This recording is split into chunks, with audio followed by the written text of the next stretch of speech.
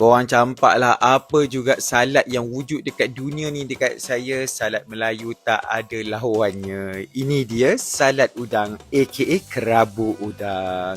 Method ini terpakai kepada semua jenis bahan. Korang campaklah haiwan apa, confirm jadi. Jom kita buat. Step pertama, kita sangai dulu kelapa parut. Kita sangai kejap lagi sampai dia garing. Jangan garing sangat, nanti jadi kerisik. Kita masukkan cili siap-siap. Lepas tu saya lupa masukkan serai sebenarnya. Kita masuk masa kita nak blend kejap lagi. Dan kita blend dia sampai halus.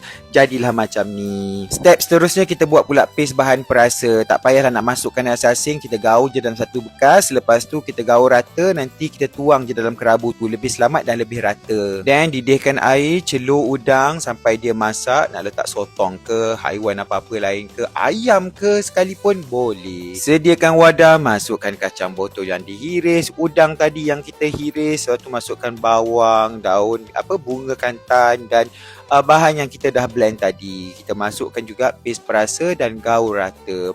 Gaul sampai sebati. InsyaAllah jadi eloklah kerabu korang. Selamat mencuba. Rasa dia guys sangat luar biasa.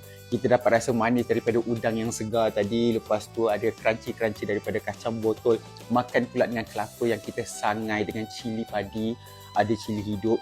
Lepas tu bau dia sangat menyerlah sebab bau kelapa yang kita sangai tadi kan. Lepas tu ada pula bunga kantan. Ada masam, ada manis, ada masin. Sangat lengkap rasa dia. Korang kena cuba.